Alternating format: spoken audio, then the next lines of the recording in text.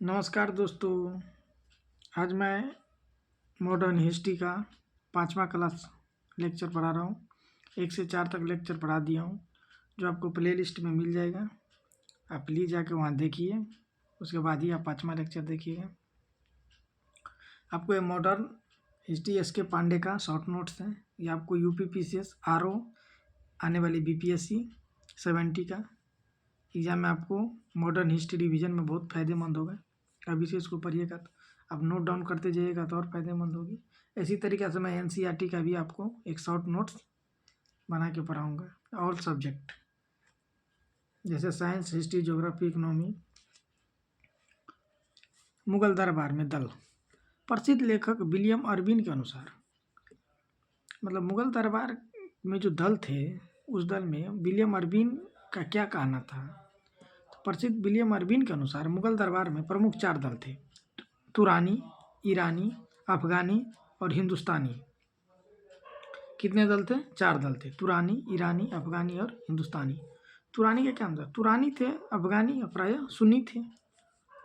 तुरानी और अफ़गानी प्रायः सुन्नी थे। दोस्तों, मुसलमान में शिया और सुन्नी होता है। किसी दिन इस पर भी मैं एक लेक्चर लूँगा, शिया और सुन्नी। तुरानी और अफ़गानी प्रायः सुन्नी थे। ईरानी शिया थे। जो ईरानी थे वो शिया थे। तुरानी दल में निज़ाम उल मुल्क, अमीर खां और सहायक खां शामिल थे। ईरानी दल में जुल्फ़िकार खां, सादत खां, अमीर खां और सहायक खां शामिल थे। हिंदुस्तान दल में सैयद बंधु थे। हिंदुस्तानी जो दल थे उसमें सैयद बंधु थे। सैयद बंधु का क्या काम था? सैयद बंधु ने 4 लोगों को राजा बनाया। सैयद बंधुओं ने कितने लोगों को राजा बनाया? तो 4 लोगों को राजा बनाया था। किसको? फर्रुखसियर को। फर्रुखसियर कौन था? ये रफ़ीउल दर्जात, रफ़ीउल दौला और मोहम्मद शाह। इन 4 लोगों को अब पिछले में फर्रुखसियर के बारे में, रफ़ीउल दर्जात, रफ़ीउल दौला, मोहम्मद शाह के बारे में मैंने पिछले 4था लेक्चर में पढ़ा दिया हो, तो आप वो जाकर देखिए, तभी आपको पता चलेगा कि फर्रुखसियर, रफ़ीउल दर्जात और रफ़ीउल दौला और मोहम्मद शाह के बारे में। इन 4 लोगों को सैयद बंधुओं ने राजा बनाया। अब्दुल्ला खां और हुसैन अली खां। अब्दुल्ला खां और हुसैन अली अबुल फराने के वंशज थे। यह मेसोपोटामिया के रहने वाला था। कहाँ के रहने वाला था? मेसोपोटामिया के। सैयद बंधुओं ने 1713 में जजिया हटा दिया। सैयद बंधुओं ने 1713 में क्या किया? जजिया हटा दिया। अब पढ़े होंगे कि नादिर शाह का आक्रमण। तो नादिर शाह ईरान का नेपोलियन और फारस का शासक था। कहाँ क्या था नादिर शाह? याद रखिएगा, नादिर शाह का आक्रमण। नादिर शाह जो था वो ईरान का नेपोलियन था और फारस का शासक था। इसने अपनी जिंदगी एक गरीय अवस्था, चरवाहे के रूप में आरंभ की थी। किसने? नादिर शाह ने। नादिर शाह ने अपनी जिंदगी एक चरवाहे के रूप में गरीय अथवा चरवाहे, गरीय उसी जो चरवाहे मतलब जो भेड़ बकरी चराते हैं, इसके रूप में आरंभ की थी। नादिर शाह भारत के प्रति अपार धन के कारण आकर्षित हुआ। दोस्तों, भारत एक समय सोने का चिड़िया कहलाता था। इसी कारण नादिर शाह भारत में अपार धन के कारण आकर्षित हुआ। इसका मकसद भारत में धन लूटना था। नादिर शाह का मुख्य जो लक्ष्य था वो क्या था? कि भारत में आकर धन लूटना है।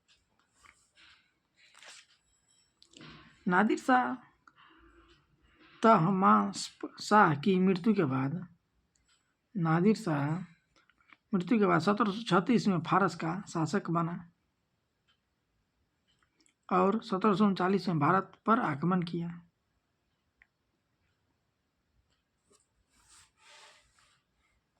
नादिर शाह ने 11 जून 1738 ईस्वी को गजनी नगर में प्रवेश किया।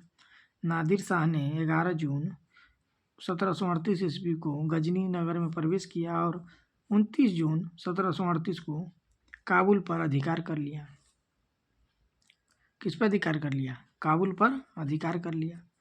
काबुल के मुगल शासक अधीन स्वीकार कर लिया। काबुल के मुगल शासक अधीनता स्वीकार कर लिया।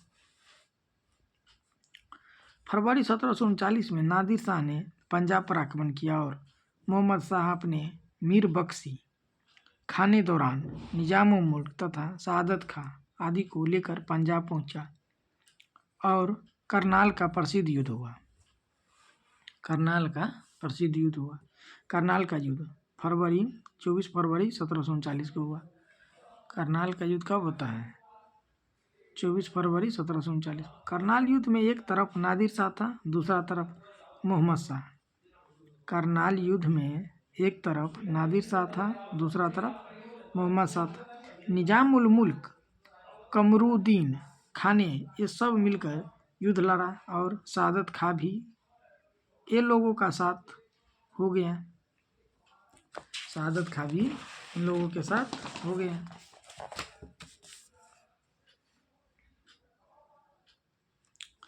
यह युद्ध केवल 3 घंटे चला। उसके बाद निजाम उल मुल्क ने नादिर शाह और मोहम्मद शाह में समझौता कराया। यह युद्ध केवल 3 घंटे चला। इसके बाद निजाम उल मुल्क ने नादिर शाह और मोहम्मद शाह में समझौता करवाया। इससे खुश होकर मोहम्मद शाह निजाम उल मुल्क को मीर बख्शी का पद दे दिया। किसने खुश होकर के दे दिया? मोहम्मद शाह निजाम उल मुल्क को मीर बख्शी का पद दे दिया। लेकिन सआदत खां भी मीर बख्शी का पद प्राप्त करना चाहता था। किसने करना चाहता? सआदत खां। इसीलिए सआदत खां ने नादिर शाह को कहा कि आप दिल्ली पर आक्रमण करें। दिल्ली पर आक्रमण करने के लिए किसने कहा था? इसलिए नादिर शाह को कहा कि आप दिल्ली पर आक्रमण करें तो 20 लाख नहीं 20 करोड़ की मिल सकता है। 20 मार्च 1739 को दिल्ली पर नादिर शाह का आक्रमण हो गया और उसी समय नादिर शाह के नाम का खतबा चढ़ गया तथा सिक्के जारी किए गए। यहीं पर मुगल सम्राट समाप्त हो गया और यहीं से फारसी राज आरंभ हो गया।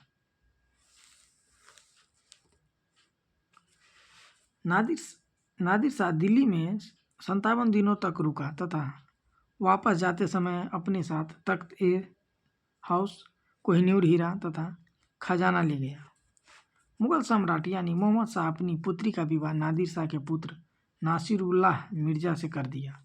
मोहम्मद शाह अपनी पुत्री का विवाह नादिर शाह के पुत्र नासिरुल्लाह मिर्जा से कर दिया। इसके अतिरिक्त कश्मीर तथा सिंध नदी के पश्चिमी प्रदेश भी नादिर शाह को मिल गए। नादिर शाह ने मोहम्मद शाह को मुगल सम्राट घोषित कर दिया और खतवा लिखने तथा सिक्के चलाने का अधिकार मोहम्मद शाह को दिया गया। अहमद शाह अब्दाली का आक्रमण। अहमद शाह अब्दाली का आक्रमण। नादिर शाह का वध मतलब 1747 में किए जाने के बाद अहमद शाह अब्दाली कंधार का स्वतंत्र शासक बना गया। तो अहमद शाह अब्दाली का आक्रमण नादिर शाह को किसने मार दिया? अहमद शाह अब्दाली ने मार दिया। कब? 1747 में। मारने के बाद वह कंधार का शासक बन बैठा। इसने काबुल को जीता और कंधार पर स्वतंत्र शासक बन बैठा। इसके बाद काबुल को जीत लिया और अफगान राज्य की नींव डाली। अहमद शाह अब्दाली ने हिंदुस्तान के विरुद्ध 7 चढ़ाइयाँ की। अहमद शाह अब्दाली ने हिंदुस्तान के विरुद्ध 7 चढ़ाइयाँ की। 1748 में पंजाब पर फर्स्ट आक्रमण सफल रहा। अहमद शाह अब्दाली ने हिंदुस्तान के विरुद्ध 7 चढ़ाइयाँ की। 1748 में पंजाब पर फर्स्ट आक्रमण सफल रहा। 1749 में अपने पुनः आक्रमण किया और पंजाब के गवर्नर मोइनुल मुल्क को परास्त किया और 1752 में उसने पंजाब पर थर्ड आक्रमण किया। सम्राट अहमद शाह अब्दाली को सिंध और पंजाब दे दिया। अहमद शाह को सिंध और पंजाब दे दिया। 1753 में मोइनुल मुल्क की मृत्यु हो जाने पर बेगम खां को सरदार नियुक्त किया। मार्च 1758 ईस्वी में मराठा सरदार रघुनाथ राव दिल्ली पहुंचा। मार्च 1758 ईस्वी में मराठा सरदार रघुनाथ राव दिल्ली पहुंचा। अहमद शाह अब्दाली ने मराठों से बदला लेने के लिए पुनः भारत पर आक्रमण किया। अहमद शाह अब्दाली ने मराठों से बदला लेने के लिए पुनः भारत पर आक्रमण किया। फलस्वरूप पानीपत का थर्ड युद्ध 14 जनवरी 1761 को हुआ। इसमें मराठा हार गया। पानीपत का थर्ड युद्ध 14 जनवरी 1761 को हुआ। इसमें मराठा हार जाता है। 20 मार्च 1761 को दिल्ली छोड़ने से पहले पुनः अहमद शाह द्वितीय को सम्राट नजीबुद्दौला की मीर बख्शी और निजाम मुल्क को वजीर नियुक्त किया।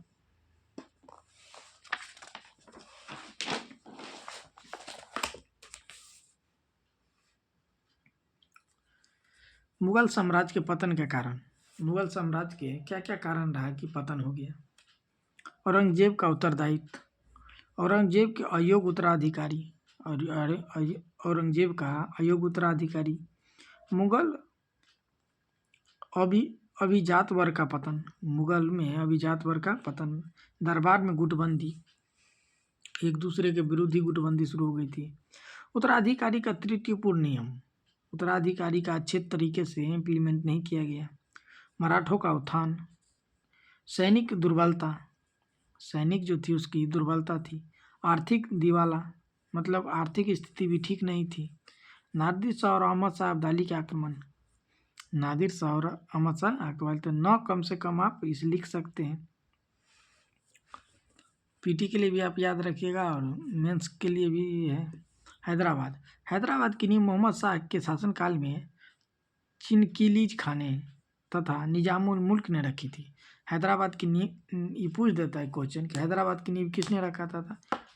तो नींव मोहम्मद शाह के शासनकाल में। तो किसके शासनकाल में भी रखी गई थी? तो मोहम्मद शाह। तो मोहम्मद शाह के शासनकाल में चिनकिलीज खां अथवा निजामुल मुल्क ने रखा था। तो याद रखिएगा, हैदराबाद की नींव किसने रखी थी? तो निजामुल मुल्क ने। किसके शासनकाल में रखी थी? तो मोहम्मद शाह के शासनकाल में।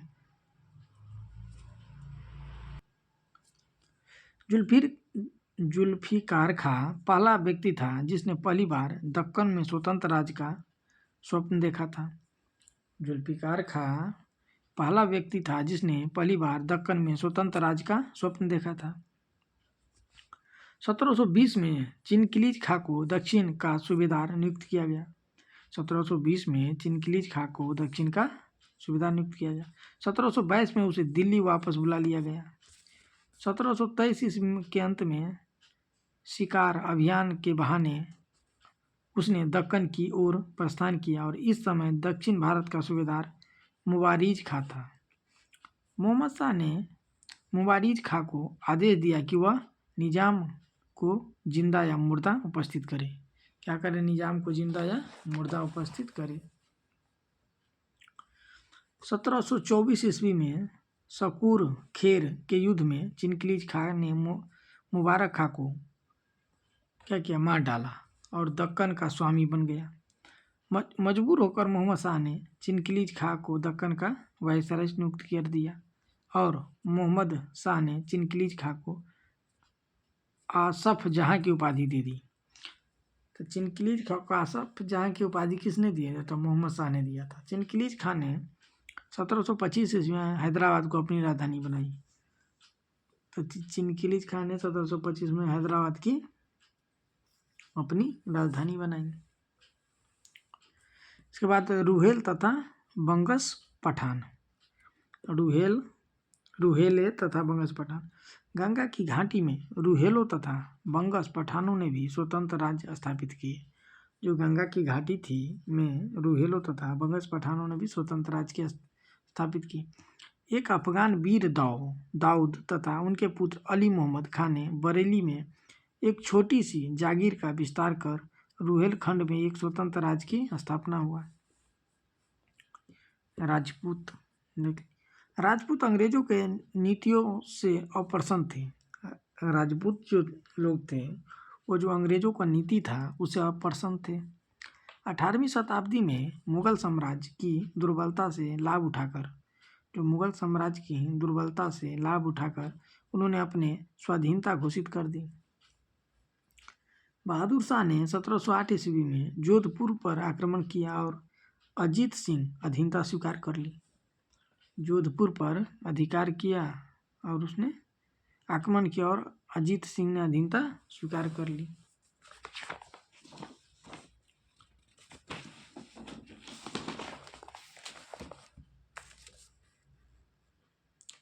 सत्रह सौ 14 में मुगल सेनापति हुसैन अली ने जोधपुर पर आक्रमण किया और अजीत सिंह को अपनी पुत्री का विवाह मुगल सम्राट फर्रुखसियर से करना पड़ा। सैयद बंधुओं ने अजीत सिंह को मिलाने की कोशिश की। जो सैयद बंधु थे वो अजीत सिंह को अपने मिलाने की कोशिश किए। अपनी ओर सैयद बंधुओं ने महाराजा जय सिंह द्वितीय को 1721 में आगरा का सूबेदार नियुक्त किया। सवाई जय सिंह क्या था? 1668 से 1747 तक इसका शासन रहा था। किसका? सवाई जय सिंह का। राजनेता, कानून निर्माता और विज्ञान प्रेमी थे। सब गुण इनमें था। किसमें था? सवाई जय सिंह में। क्या थे? राजनेता भी थे, कानून निर्माता थे, विज्ञान प्रेमी थे, इसमें सब गुण था। सवाई जय सिंह को सवाई की उपाधि फर्रुखसियर ने दी थी। याद रखिएगा आप लोग, बहुत इंपॉर्टेंट क्वेश्चन है। सवाई जय सिंह को सवाई की उपाधि किसने दिया था? सवाई तो फर्रुखसियर ने दिया था। 1722 में जयपुर शहर की स्थापना की। जयपुर शहर की स्थापना किसने किया था? सवाई जय सिंह ने। यह खगोल शास्त्र संबंधी पर्यवेक्षक थे। यह क्या थे? खगोल शास्त्र संबंधी पर्यवेक्षक थे। जाट दिल्ली, मथुरा, आगरा के आसपास के क्षेत्र के जमींदार थे। जाट कौन था? जाट वो लोग थे जो दिल्ली, मथुरा इसी के आसपास के क्षेत्र थे। आप सोचते होंगे जाटों का आक्रमण, जो अभी जाट आंदोलन चल रही थी, आरक्षण की मांग कर रही थी, तो आप लोग याद कीजिए, जो जाट लोग थे वो जाट दिल्ली, मथुरा, आगरा के आसपास के क्षेत्र के जमींदार थे। ये लोग अंग्रेजों के नीतियों के विरुद्ध, मतलब ये अंग्रेज को जो नीति था उसके विरुद्ध ये लोग आंदोलन करते थे। अंग्रेज का जो नीति था तो बेकार था ही था। उसके विरुद्ध हर जितने भी उस समय का राजा महाराजा जो भी हुआ करते थे सब विरोध करते थे। फर्स्ट विद्रोह अंग्रेजों के विरुद्ध तिलुपत के जमींदार गोकुल ने 1669 में किया और 1686 में राजा राम एंड रामचेरा ने विद्रोह किया। राजा राम और रामचेरा ने विद्रोह किया था। आप लोगों को पता हो गया होगा कि जाट लोग जो विद्रोह कर रहे थे अंग्रेज के विरुद्ध, जाट का उस समय का क्षेत्र कौन था? तो दिल्ली, मथुरा, आगरा के आसपास का क्षेत्र ही उसमें जाट बसे हुए थे। जाटों में एक चूड़ामन था। चूड़ामन जिसने शासन किया 1690 ईस्वी से 1721 तक। चूड़ामन ने 1700 ईस्वी में भरतपुर राज्य की नींव डाली। क्या किया इसने? 1700 ईस्वी में चूड़ामन ने भरतपुर राज्य की नींव डाली चूड़ामन ने। 1721 में आगरा के सूबेदार जय सिंह द्वितीय के अधीन मुगल सेना ने उनके विरुद्ध अभियान किया तथा दुर्ग जीत लिया और चूड़ामन आत्महत्या कर लिया। और चूड़ामन ने क्या किया? आत्महत्या कर लिया। चूड़ामन के बाद उनके भतीजे बदन सिंह ने जाटों का नेतृत्व संभाला। चूड़ामन के बाद बदन सिंह ने जाटों का नेतृत्व संभाला। बदन सिंह 1721 से 1756 तक रहा। दिंग, कुंबेर, बेद तथा भरतपुर के 4 दुर्ग बनवाए। नादिर शाह के आक्रमण के पश्चात हुई अव्यवस्था से लाभ उठाकर उसने आगरा तथा मथुरा पर अधिकार जमा लिया। अहमद शाह अब्दाली ने बदन सिंह को राजा की उपाधि दी। अहमद शाह अब्दाली ने बदन सिंह को किसने राजा की उपाधि दी? अहमद शाह अब्दाली ने बदन सिंह को राजा की उपाधि दी।